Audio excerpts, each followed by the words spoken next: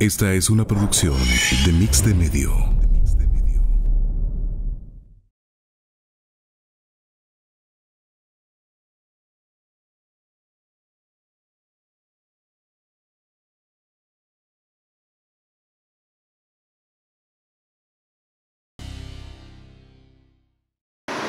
Muy buenos días, amigos televidentes, bienvenidos a su espacio de entrevistas de Enfoque. Es un verdadero placer que usted nos acompañe en este jueves 30 de mayo. Estamos por finalizar ya el quinto mes de este 2024 y quiero comentarles que esta mañana estaremos abordando importantes temas en torno a la salud en el contexto de la ola de calor y por supuesto la temporada lluviosa. Y para ello me encuentro muy bien acompañada de nuestro amigo y experto en el tema, el doctor Emilio Salazar, a quien desde ya le damos la más cordial de las bienvenidas. Hola, ¿qué tal? Es un gusto estar aquí de nuevo para poder informar a nuestros televidentes de qué es lo que está sucediendo en el país y qué implicaciones puede tener para nuestra salud y por supuesto qué medidas debemos de tomar para protegernos. Excelente, doctor. Muchísimas gracias también de antemano por siempre aceptar nuestra invitación. Para nosotros y para nuestros amigos televidentes verdaderamente es un placer poder contar con toda su experiencia. Claro que sí, esta ola de calor es muy importante porque los reportes meteorológicos nos hablan no solo en El Salvador, sino que en toda Centroamérica.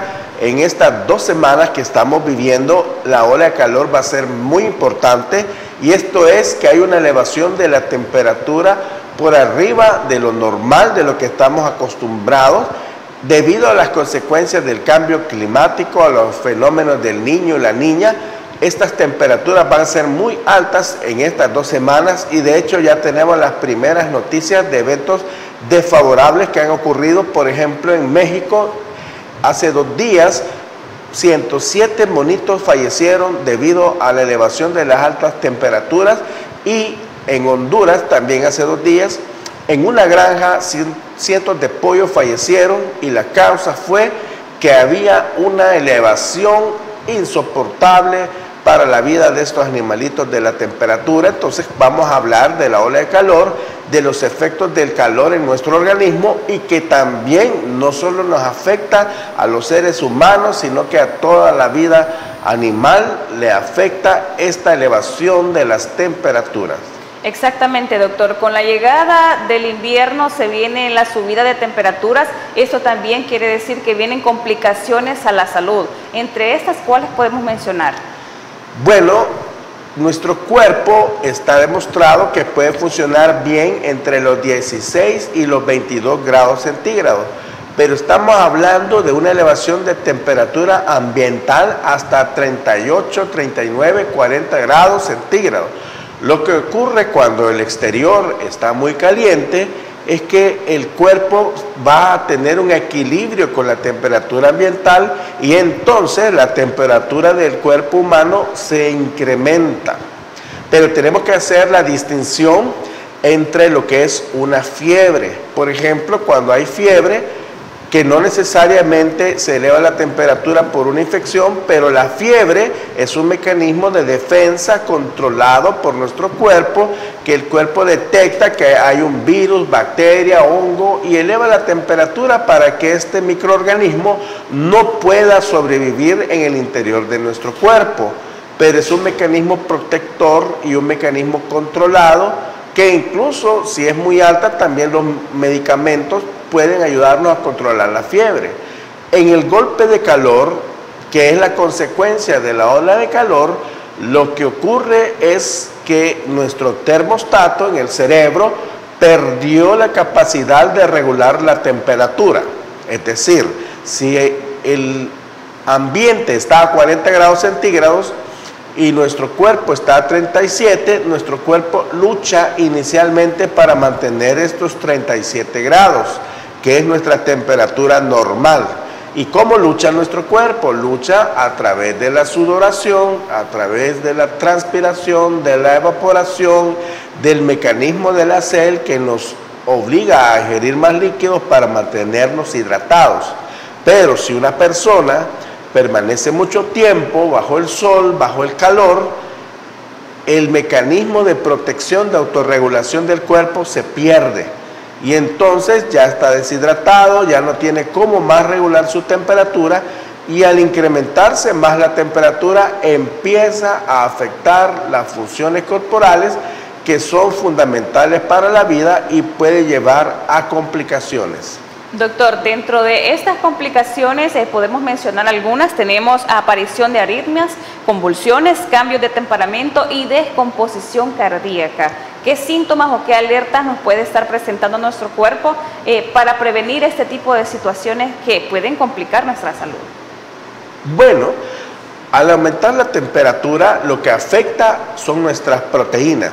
Y nuestras proteínas están en el cerebro, en el pulmón, en los riñones, en el corazón. Conforme empieza a incrementarse la temperatura, empieza a perder líquidos y a deshidratarse. Como nuestro cerebro funciona en base a proteínas, los primeros síntomas pueden ser muy sutiles, como cambios en el estado neurológico. ¿Y a qué nos referimos?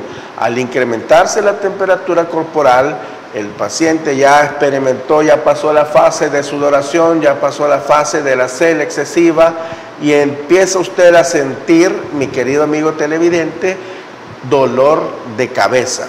Usted de pronto en estos días es probable que ahí por el mediodía se encuentre manejando o va caminando en la calle o en el campo a la intemperie y siente que le duele la cabeza de forma inexplicable. No podemos confundir este dolor de cabeza con una simple migraña, porque si usted está bajo el calor y estamos en esta ola de calor y tiene dolor de cabeza, es la forma que el cuerpo le está indicando que está iniciando los problemas de salud. Luego pueden aparecer mareos, dolor de cabeza y mareos, y la temperatura sigue incrementándose. Y allí llega un punto donde el paciente en cierta forma pierde la capacidad de reconocer que está en peligro. Es decir, en condiciones normales, cuando nos enfermamos, usted siente, por ejemplo, si tiene diarrea, se siente mal, se siente que está deshidratado y siente, por ejemplo, que ya no puede continuar trabajando, estudiando y pide ayuda o al hospital. En el golpe de calor, si pasa este umbral y usted no lo detectó, pierde la capacidad, como que el cerebro se desconecta y ya no le avisa que usted está en peligro. Y luego de esta fase, que es un incremento arriba de los 40 grados centígrados, afecta el corazón. Pueden haber arritmias cardíacas, porque como el corazón también es músculo, es proteína, al elevarse el corazón, el sistema de conducción, los nervios que gobiernan la contractibilidad cardíaca pueden afectarse y vienen las arritmias. Y aquí, a partir de este punto, inicia un punto bien peligroso que puede ser de no retorno, donde, por ejemplo, usted puede ver en las noticias que de pronto en Europa había mucho calor y alguien cayó al suelo y falleció. Pudo haber sido una arritmia, una muerte cardíaca súbita secundaria al calor. Y a nivel del cerebro, lo que continúa ocurriendo es que como ya perdió la capacidad de detectar que está en peligro, sigue elevando la temperatura y viene la pérdida del estado de conciencia. Por eso, cuando vemos en las noticias, incluso acá del país, que ha sucedido, en los estadios de pronto alguien se desmaya. ¿Por qué? Porque el cuerpo no le avisó, no le dio la capacidad de reconocer que estaba en peligro y de ponerse a salvo, de disminuir su temperatura, de salir de ese lugar, sino que viene la manifestación ya casi terminal, que es el desmayo. Y es lo que vemos cuando reportan que por golpe de calor alguien se desmayó en el estadio, en un evento deportivo de algún colegio. Es un evento grave, porque el desmayo es el colapso del sistema nervioso y afortunadamente, pues la mayoría de los casos que hemos visto pueden revertir con las medidas de atención médica, pero es un golpe importante al cerebro de calor para que alguien tenga el desmayo. Y lo peor es que esto no termina ahí. A todo esto, este paciente se desmayó, pero también está deshidratado, ha perdido agua, ha perdido electrolitos, no sabemos si tiene arritmias, no sabemos si el riñón también ya está afectado, Y si esto progresa en la forma de ser del golpe de calor, la siguiente afectación neurológica son las convulsiones. El cerebro es actividad eléctrica, es electricidad, y al funcionar mal es como que haga cortocircuito y empieza a convulsionar. Y por cada convulsión, neuronas mueren, neuronas fallecen, y ahí empieza una fase muy delicada que puede llevarlo incluso al coma. El coma es cuando se desmaya y ya no despierta, y ya desde las convulsiones, desde las arritmias en delante, el manejo de estos pacientes es delicado, requieren tratamiento en unidades de cuidados intensivos, reanimación con líquido, monitoreo de su ritmo cardíaco, y la vida corre peligro. De hecho, en otros golpes de calor en otros países se reportan en otros años, han habido incluso muchas muertes por estos episodios de golpe de calor, y por eso, mi querido amigo, es importante que usted conozca todo lo que está pasando para poder prevenir estas enfermedades, o si de pronto usted se encuentra con una emergencia de esta naturaleza, saber reconocer el golpe de calor y por supuesto saber qué tenemos que hacer y qué es lo que no debemos de hacer por nuestro paciente. Sin duda, doctor, importantes aspectos a tener muy en cuenta. Ahora quisiera conocer qué se puede hacer en el caso de aquellas personas, sobre todo adultos mayores, que ya poseen enfermedades crónicas graves, para poder tener la familia un poco más de vigilancia. Vamos a hablar, por supuesto, de recomendaciones en general para poder prevenir este tipo de enfermedades, pero también qué sucede con aquellas personas que ya están con una enfermedad.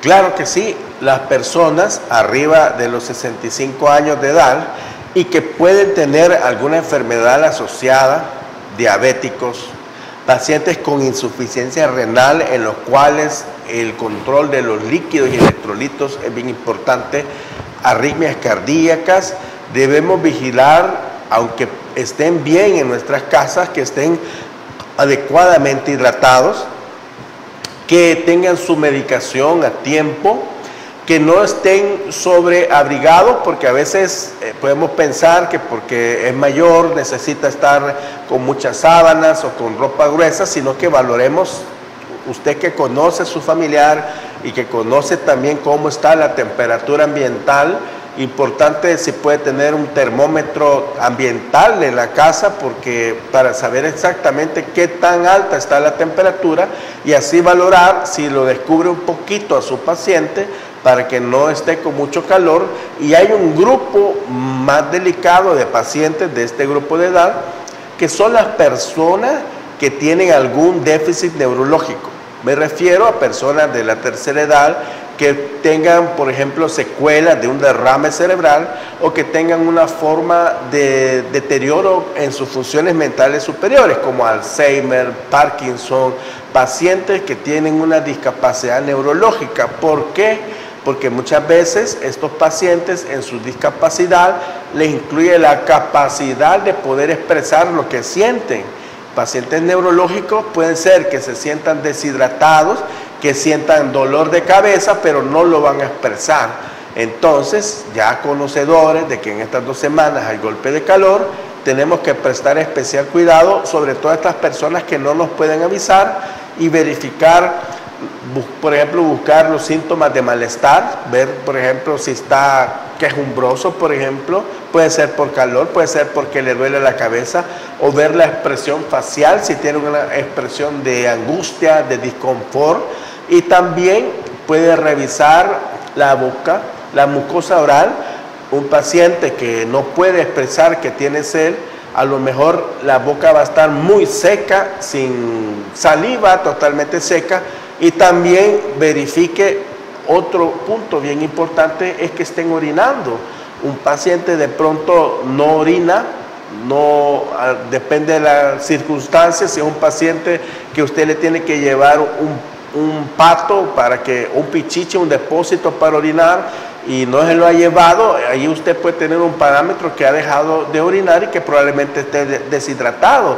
Eso sería terrible en un paciente, por ejemplo, con insuficiencia renal, o en un paciente diabético también, o si tiene sonda por alguna circunstancia y usted ve que no está orinando, no está drenando en la sonda, son síntomas de alarma para poder detectar que está deshidratado e intentar, pues, si es posible, por vía oral, darle un aporte de líquidos y electrolitos para revertir la deshidratación.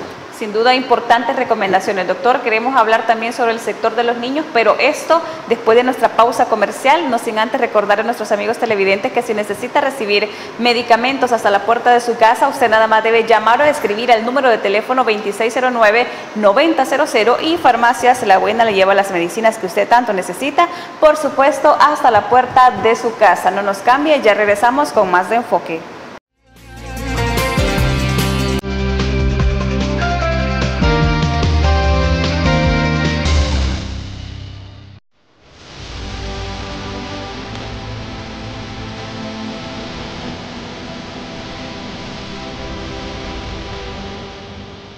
Nuestro compromiso, nuestra pasión, son algunas de las cosas que nos caracterizan como salvadoreños. Farmacia La Buena, la farmacia de todos.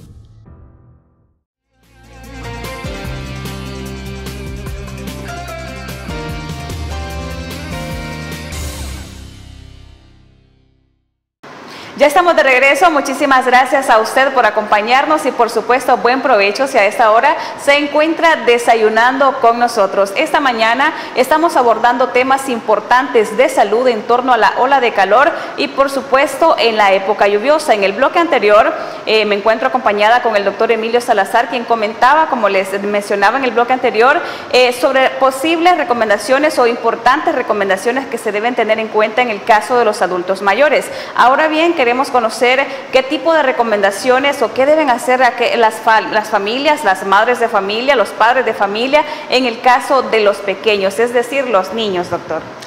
Claro que sí, los niños tienen una consideración especial. Los menores de edad, sobre todo en la época escolar, tienen que tener el cuidado que muchas veces los niños, por el afán de seguir jugando, por el afán de estar en su recreo, ellos pueden tener los síntomas de deshidratación, los síntomas del golpe de calor y no referirlo, no expresarlo y seguir en esa actividad hasta que presenta un desmayo. O simplemente usted llega a traer al niño al colegio y él le dice, mamá, papá, me duele mucho la cabeza. Usted debe tener ese alcance de dimensionar que a lo mejor ha estado sometido a un calor intenso toda la mañana y debe proporcionar las medidas para que él pueda disminuir su temperatura. Dependiendo de la edad, pues si ya son niños escolares, es muy buena idea que al llegar a su casa, pues tome un baño con agua pues a tiempo para disminuir su temperatura, que se cambie, que tenga una buena ingesta de líquidos, que cuando vaya al colegio pues lleve una provisión de agua para estar tomando para mantenerse hidratado, que estos líquidos que usted le ponga a su hijo no sean con mucho contenido de azúcar, porque usted lo que necesita es darle agua y sales minerales. Puede utilizar los líquidos habituales para reponer los electrolitos cuando hacemos ejercicio, pero no estas bebidas con mucho contenido de azúcar, porque eso le va a ayudar más a deshidratarse. Ahora, cuando hay una emergencia, que alguien se desmaya o que usted identifica que alguien está atravesando un golpe de calor, está deshidratado, está con dolor de cabeza, está con mareo, está confundido, lo primero que tiene que hacer es apartarlo del calor. Es decir, si está bajo la luz del sol, llevarlo a una sombra, intentar aflojar sus ropas, si tiene demasiada ropa, si anda con chumpa, quitársela, quitar los zapatos, los calcetines, y puede disminuir la temperatura inicialmente con medios físicos, esto es con pañitos con agua al tiempo, ponerle los pañitos en el cuerpo, o si es posible trasladarlo donde haya una ducha o una tina y bañarlo para disminuir la temperatura. Y en los niños cobra una especial importancia porque como vienen en crecimiento y desarrollo, en los niños la cabeza ocupa mayor superficie o mayor porcentaje del tamaño del cuerpo que en el adulto. Es decir, los niños, la cabeza representa una mayor superficie corporal. Entonces, cuando intenta disminuirle la temperatura a un niño, es muy importante la cabeza, mojar la cabeza, la cabecita, porque allí es donde ellos pueden perder más rápido el calor y disminuirle la temperatura de una forma más eficaz. Y, por supuesto, los signos de alarma, el desmayo, la deshidratación, la confusión, es necesario que usted dé las medidas de primeros auxilios, pero que lleve al paciente, ya sea un niño o un adulto, donde su médico de confianza, a su hospital o clínica, para que le hagan una evaluación y determinen que él está en buenas condiciones para irse a casa, porque muchas veces el golpe de calor va a requerir tratamiento hospitalario. Doctor, en esta situación, para aquellas familias, ¿qué medicamentos no deberían hacer falta en casa? Medicamentos que prácticamente la persona puede tomar y dársela, ya sabemos que está contraindicado automedicarse, pero en esta situación, ¿qué sí podríamos tener y poder proveer a una persona que presente algún síntoma de los que ya mencionamos? El botiquín de primeros auxilios es bien importante tenerlo en casa, no solo por el golpe de calor, sino por todas las emergencias que pueden tener de pronto.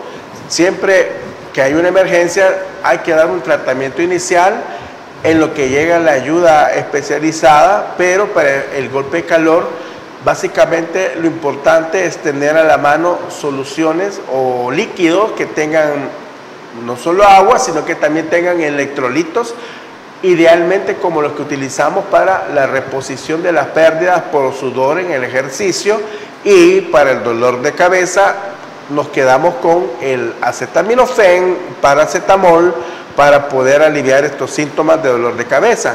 Si el golpe de calor ha sido leve, bastará con disminuirle la temperatura a través de los medios físicos que hemos explicado, reponer líquidos, asegurarnos que está hidratado, y para los síntomas aplicar este medicamento como el acetaminofén. Ahora, cuando ha habido un golpe de calor, usualmente, pero no siempre, hay exposición a la luz del sol. Pueden haber quemaduras del rostro, de la espalda, de los brazos, y lo que tiene que aplicar ahí, si es como que usted ve que está rojito, es como una quemadura de primer grado. Y el otro medicamento que es importante tener a la mano para aplicar en quemaduras se llama silverdiazina de plata, que tiene otro nombre, silverdiazina argéntica, que si usted ha llegado a casa y ve que sus hijos después del colegio la piel está roja, les pica, les duele y han estado bajo el sol, eso, mi querido amigo, es una quemadura de primer grado. Y lo que tiene que hacer, pues, lavarlo, ¿verdad? Lavar con agua, que no haya suciedad, y luego aplique generosamente la silverdiazina de plata, que es un medicamento muy buenísimo para las quemaduras, que le va a ayudar a aliviar el dolor y además a prevenir que esa quemadura pueda infectarse, porque también tiene propiedades antibióticas. Y antes de, es importante recordar el uso del protector solar. Desafortunadamente, cada vez el país está más caliente, no solo el país, sino el mundo entero, y la luz del sol pues es dañina en altas cantidades. Idealmente deberíamos poco a poco pues tener protector solar, y no solo ocuparlo, por ejemplo, cuando vamos a la playa, a la montaña o en vacaciones, sino que es recomendable, claro, hay protectores solares especialmente preparados para niños, para adultos, aplicarle protector solar a sus niños cuando vayan al colegio, en el rostro, en la nuca, en los brazos, para poder prevenir quemaduras solares y también poder prevenir el daño que produce la radiación ultravioleta del sol. Muy bien, doctor, muchísimas gracias. Ahí tenía usted, amigo televidente, importantes recomendaciones a tener en cuenta para esta época de calor, para lo que comúnmente conocemos, la ola de calor que nos está pues sofocando día con día recientemente. Ahora vamos a hablar también sobre la temporada lluviosa, es decir, iniciamos con una jornada calurosa y asoleada, durante el día tenemos presencia de humedad y finalizamos con torrenciales lluvias. ¿Qué nos estamos enfrentando, doctor? ¿Qué tipo de enfermedades también se desencadenan a raíz de este cambio tan impactante del clima? es increíble que para estas 2 semanas los pronósticos son así, pues un pronóstico, no sabemos si se van a cumplir, pero tenemos todos los climas en un solo día. Se ha pronosticado calor y también se pronostican las primeras lluvias, y las lluvias también tienen un impacto en la salud que lo podemos definir en 3 rubros. Uno, en la probabilidad incrementada de las infecciones respiratorias agudas por el cambio de clima, de calor a lo fresco de una lluvia. Si las personas se mojan, eso vulnera la protección de las vías aéreas respiratorias y aparece este grupo de infecciones respiratorias agudas. Afortunadamente no hemos tenido casos de COVID-19, pero sí puede haber influenza A, influenza B, sincitial respiratorio, el resfriado común, la faringoamigdalitis aguda bien frecuente en la etapa escolar, y otro grupo de enfermedades que también pueden cobrar fuerza son las enfermedades gastrointestinales, las enfermedades diarreicas, porque de alguna forma la mosca se reproduce un poquito más cuando hay en la época lluviosa, y esto tiene que ver con la transmisión de la salmonela, de la amiba, de la shigella, las enfermedades por rotavirus. Y otro grupo importante de enfermedades que pueden favorecerse con la lluvia es las enfermedades transmitidas por los zancudos, porque el zancudo pues se aprovecha la época lluviosa, los huevos eclosionan, maduran y salen más zancudos, y el zancudo pues es el vector responsable de la transmisión de la enfermedad por dengue, del Zika, del chikungunya, del paludismo también, que afortunadamente en el país desde hace muchos años no tenemos paludismo o malaria, pero sí en otros continentes como África tienen que luchar contra esta enfermedad. ¿Nos podría comentar también, doctor, qué podemos hacer para prevenir este tipo de enfermedades, teniendo en cuenta como un ejemplo a aquellos padres de familia que van por sus hijos a la escuela? Los hijos han pasado corriendo durante toda la tarde, durante toda la mañana, vienen y se mojan. ¿Qué tipo de recomendaciones o qué sería lo necesario para hacer en este tipo de situaciones? La mayoría de infecciones respiratorias comparten los síntomas, es decir, todas las infecciones respiratorias que hemos mencionado pueden tener fiebre, pueden tener escalofríos, dolor de garganta, tos, congestión nasal, mocosera, dolor de cuerpo, y no podemos distinguir a simple vista o a partir solo de los síntomas cuál es el origen de su enfermedad, pero sí es importante saber qué es lo que está ocasionando esta infección respiratoria aguda para poder darle un tratamiento adecuado.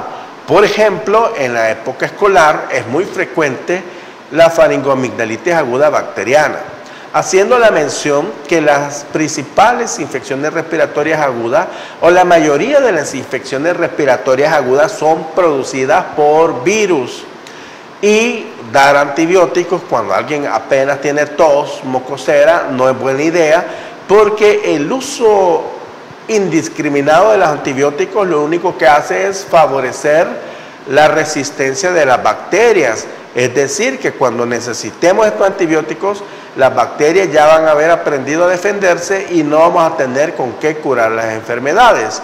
Sin embargo, en la época escolar, usted puede revisar la garganta de sus niños, y si en el fondo usted le ve las amígdalas grandes, que va a haber como 2 pelotitas atrás en la cavidad oral y con placas blanquecinas de pus, eso es muy probable que sea bacteriano. Ahora bien, en estos días lo que he visto muy frecuentemente es las pruebas positivas para influenza A. No quiere decir que a toda gripe usted le va a hacer un hisopado para influenza, porque realmente no es esa la indicación médica. Pero si usted tiene una gripe en los primeros días y está en sus posibilidades, hacerse el panel respiratorio y le sale una prueba positiva para influenza, esto es muy importante, porque la influenza usualmente va a ser una enfermedad leve, pero puede presentar formas graves, formas severas, y sobre todo afectar a personas vulnerables como los niños pequeños y los adultos arriba de 65 años. Pero si usted tiene una prueba positiva de influenza, hay un antiviral que le puede ayudar para que esta enfermedad no progrese a una forma severa. Y la eficacia de este antiviral es mayor si usted toma este antiviral en los primeros 2 días de la enfermedad. Está demostrado que si usted tiene una prueba positiva de influenza e inicia el antiviral en los primeros 2 días, tiene mejores resultados. Pero también está demostrado que si usted tiene la prueba de influenza y lo inicia más tardío, no tiene el mismo efecto que en los primeros días, pero también le va a ayudar. Pero tampoco quiere decir que a cualquier gripe que usted vea le va a dar este antiviral.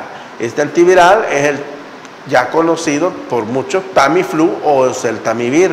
Lo menciono porque en estos días sí hemos visto muchos casos de influenza y sería interesante conocer los pacientes que tienen pruebas positivas para poder darles este tratamiento que es específico para la influenza A.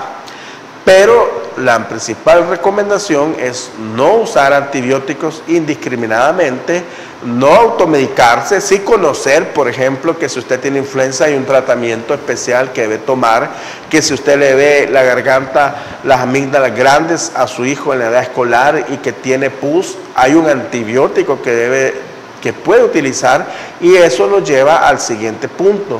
Es importante que usted, cuando tenga sus niños enfermos o usted esté enfermo, consulte en las primeras horas o en los primeros días de enfermedad con su médico para poder darle una ruta diagnóstica de tratamiento, determinar si es grave o si no lo es y poder iniciar un tratamiento oportuno lo antes posible.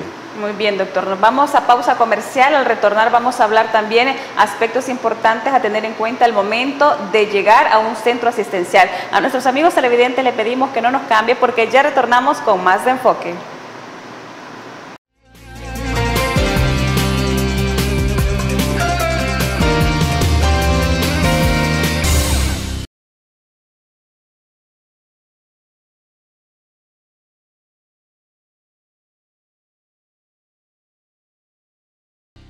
Gracias por acompañarnos. Estamos de regreso con el tema recomendaciones importantes ante la ola de calor y por supuesto prevención ante la temporada lluviosa. En el bloque anterior estábamos conversando acerca de recomendaciones que los padres de familia y en general se deben tener en cuenta ante la llegada del invierno, pero yo quisiera conocer también un poco más detallado el consejo del doctor del poder asistir a un centro médico. ¿Qué recomendaciones o qué necesidades primordiales debemos tener en cuenta para evitar aglomeraciones?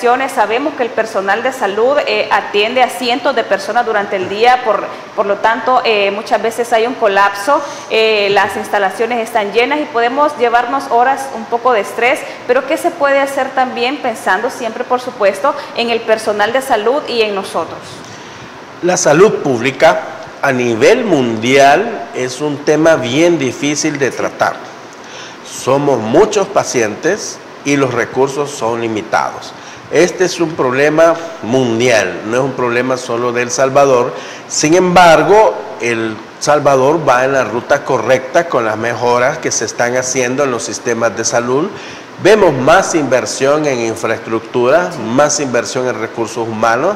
Hoy todo está digitalizado, es decir, usted consulta en la Unión su historia clínica, sus exámenes, suben a un sistema. Si de pronto usted está en San Salvador y tiene un accidente y va al Hospital Rosales, ahí pueden ver su historial clínico. Sí. Es una digitalización que todo está de una forma más accesible. Al alcance de la mano. O llega usted a la emergencia de un hospital, consulta y de pronto pasó a quirófano. En quirófano pueden ver sus exámenes, sus imágenes. Hay más medicamentos, pero siempre hay limitaciones. Va en la ruta, pero falta mucho que hacer. Y a los médicos, al personal de salud, nos falta empatía. Lo quiero empezar por casa, pues nosotros como personal de salud nos dedicamos a tratar pacientes. Todos los médicos, enfermeras, personal de salud, pues lo hacemos con el mayor de los gustos, es lo que nos gusta hacer, por algo decidimos estudiar enfermería, medicina, y lo hacemos porque es lo que decidimos para tener la forma honesta de ganar nuestro sustento. Nos gustó tratar pacientes. Pero en el camino, como cualquier trabajo, de pronto se vuelve algo rutinario. Es como alguien que conduce un bus.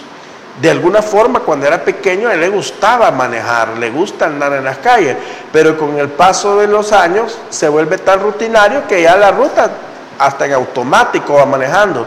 Muchas veces a los colegas, a mí mismo me sucede, que en el trabajo pues se nos vuelve rutinario y se nos olvida, reconozcámoslo, que estamos tratando no un bus, no estamos haciendo un puente que no va a sentir, sino que estamos tratando personas, y no solo personas, sino que personas que están enfermas.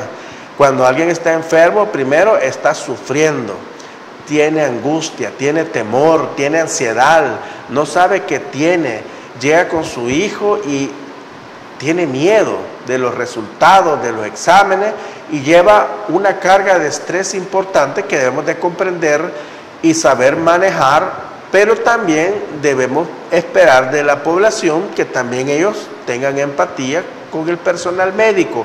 En el sentido, yo sé, mi querido amigo televidente, que usted va en la madrugada porque está enfermo, porque está ansioso, porque se preocupó, porque algo no está bien, pero tiene que llegar con la mejor actitud para recibir la atención médica digna que usted merece. Y ahora viene aquí la parte del paciente. ¿Qué tiene que hacer usted como paciente? Lo más importante para un médico, para poder saber qué es su enfermedad, es la entrevista. No es a través de los exámenes. Es un mito que a través de los exámenes los médicos vamos a saber qué tiene. Si así fuera, pues no habláramos con el paciente y simplemente podríamos dejar todos los exámenes que tenga un hospital, pero ni así tendríamos su diagnóstico. No, el médico logra saber qué es lo que usted tiene a través de la entrevista, a través de lo que yo le pregunte. Y a veces, como pacientes, es natural, yo he estado como paciente y uno ya quiere el diagnóstico, ya quiere las respuestas, y ese es otro mito. No siempre el médico le va a poder dar un diagnóstico el primer momento de la enfermedad. Hay enfermedades que son fáciles de diagnosticar. Bueno, yo mencionaba la faringomigdalitis aguda. Veo a un niño escolar con tos, placas con pus, ganglios, es una faringomigdalitis aguda y no necesito exámenes. Pero hay enfermedades que son más complejas y entonces ahí usted tiene que, cuando llegue a consulta, usted tiene que contar todito, todo, aunque le dé pena, porque a veces hay cosas que como persona nos da pena. Por ejemplo, alguien puede decir, estoy haciendo con sangre, estoy haciendo mi pupú con sangre y es algo quizás incómodo y que le dé pena, pero en el caso de la salud tenemos que hacer nuestra pena a un lado y contar todo. O podemos pensar que hay cosas que pareciera que no son relacionadas con nuestra enfermedad y tenemos que contar todo lo que pasó. Es decir, alguien puede decir de pronto, yo llego porque tengo diarrea y porque tengo fiebre y me duele el estómago, y olvida mencionar que quizás ese día comió arroz en un lugar diferente y ahí está el diagnóstico en el arroz, en la intoxicación alimentaria. Entonces usted tiene que tratar de ordenar las ideas y decir todo, desde el primer síntoma de la enfermedad, desde el momento en que lo vio mal, no cuando se puso peor, sino que, mire, yo el sábado al niño lo vi ya triste. Allí empezó la enfermedad y ahí empieza usted a desglosar todos los síntomas que ha tenido, y cuando el médico le pregunte, tenga la paciencia de volver a decirnos, porque a veces a mí me ocurre que uno está tratando de armar el diagnóstico y de pronto quiere como reforzar, o volvemos a preguntar para obtener más datos, y uno vuelve a preguntar, o simplemente al médico, en tanta información que nos da, se nos olvidó que ya nos dijo algo. Y uno vuelve a preguntar, ¿y tuvo fiebre? Y el paciente me dice, sí, pero eso ya se lo dije que tuve fiebre. Entonces también tener paciencia y tener toda la capacidad de contarnos todos los síntomas sin ocultarnos nada, No estamos para regañarlo, no somos jueces, no somos sacerdotes, no tenemos por qué regañarlo, no nos oculte nada, porque a veces sabemos que es malo automedicarnos, entonces ya le dimos un elixir al niño y omitimos eso porque pensamos que el médico se va a enojar y nos va a regañar, y no estamos para enojarnos, no estamos para regañarnos, y usted tiene que contarnos todo lo que ha sucedido y eso nos va a permitir hacer un buen diagnóstico. Y en base a lo que usted nos dice, luego viene el examen físico, que tenemos que examinarlo y después volvemos a examinar, y yo sé que es incómodo que me estén viendo y que me estén tocando, pero hacemos reevaluaciones. Le comento que a veces, por ejemplo, el dolor abdominal, uno examina y dice, bueno, lo voy a ver en una hora, a ver si el dolor se quitó, porque eso nos orienta, y luego, pues, ya en base a eso dejamos los exámenes que son necesarios. Ahora, usted tiene derecho también a preguntarle al médico, cuando ya termina la evaluación, mire doctor, es todo su derecho y con mucho gusto le vamos a explicar qué sospecha que tengo, por qué es necesario hacerme este examen, por qué es necesario hacerme este procedimiento, y los médicos con mucho gusto le vamos a explicar. Todo tiene una razón de ser en el hospital, y otro punto importante es la velocidad de atención.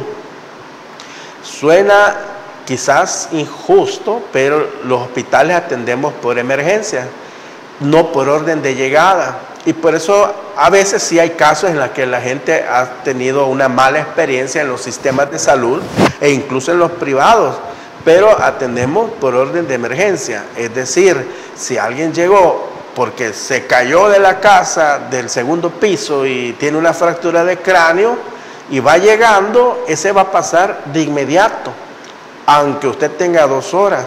Porque si una persona ha llegado porque le duele la cabeza, porque tiene fiebre, el triage, que le llamamos un triage, es decir, debo atender primero al que tiene más probabilidades de morir antes, si no lo atiendo. Entonces atendemos por triage, por prioridad de emergencia. Entonces hay que tener paciencia, porque sí, claro, de pronto usted llevó a su niño, está con fiebre, está con dolor de cabeza, y quisiéramos atenderlo ya, pero si de pronto hay otro niño que tiene una situación de salud más grave que compromete la vida, no es que el otro niño sea más importante.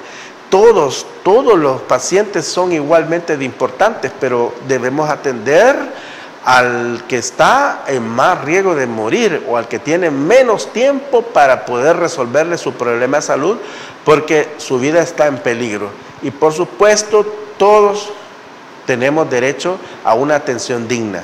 De hecho, yo soy médico, pero también soy paciente y asisto como paciente, y como pacientes tenemos derecho a una atención digna, pero es importante que conozcamos estos detalles para que a veces tengamos un poquito de paciencia. Y también, si algo usted siente que no está bien en su atención, usted tiene todo el derecho de acercarse a las autoridades del hospital. En todo hospital siempre hay un supervisor, un jefe, que por lo menos le brinde una explicación de qué está sucediendo y solucionar su problema. Tenga toda la confianza de acercarse y preguntar y pedir una explicación. Mire, ya tengo 5 horas y qué sucede con mis exámenes, y yo sé que le van a explicar y que vamos a poder atender de mejor forma su caso. Muy bien, doctor. Sin duda, muchas veces complicadas las situaciones por las que pasa el personal de salud. Nos vamos a pausa comercial, no nos cambie, regresamos para finalizar con nuestra entrevista de Enfoque.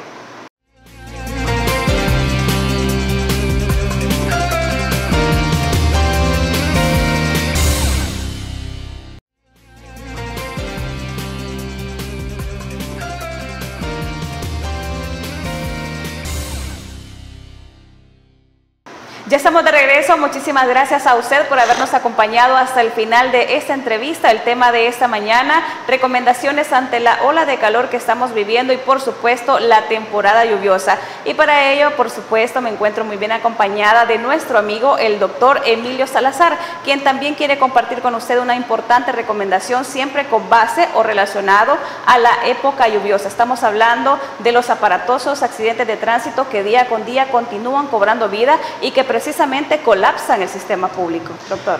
Los accidentes de tránsito son una causa importante de mortalidad y una de las causas son las condiciones del ambiente. Exacto. Entonces, si va a llover, lo mejor es que no salga, si no es necesario.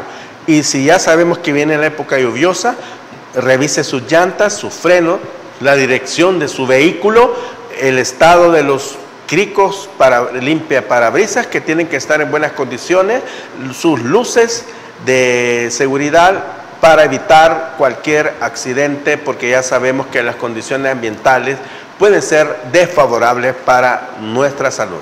Muy bien, doctor. Queremos conocer también sus redes sociales, a qué número de teléfono nuestros amigos televidentes podrían consultar con usted algún problema de salud y, por supuesto, llegar a su centro asistencial para que usted los pueda atender. Claro que sí, soy el doctor Emilio Salazar y puedo atenderles en mi clínica. El número es el 78480041. Pero igual, si tiene alguna pregunta de su salud, alguna consulta, algo que quiera saber, en mis redes sociales puede escribirme en los comentarios y me encuentra en Facebook como Dr.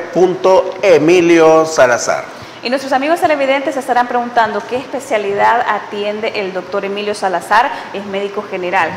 Soy cirujano general con una especialidad en cuidados intensivos. Excelente. Pero básicamente veo todo tipo de emergencias y las 24 horas del día. Bueno, pues ahí tenía usted, amigo televidente, a la mano el número de un doctor muy profesional que estará muy atento a sus problemas de salud. Ahí tenía usted las redes sociales y, por supuesto, el número de teléfono. Yo quiero agradecer infinitamente, doctor, el hecho de que nos haya acompañado esta mañana y abordar un tema tan importante como son los relacionados a la salud. Lo esperamos nuevamente y, como siempre, es un placer recibirlo acá con las puertas abiertas. Un gusto y que Dios me les bendiga a todos los televidentes que me han permitido llegar hasta el interior de sus hogares con esta información que sé que va a ser de mucha utilidad. Así es, amigos televidentes, muchísimas gracias a usted también por su fiel sintonía. Nos vemos en una próxima emisión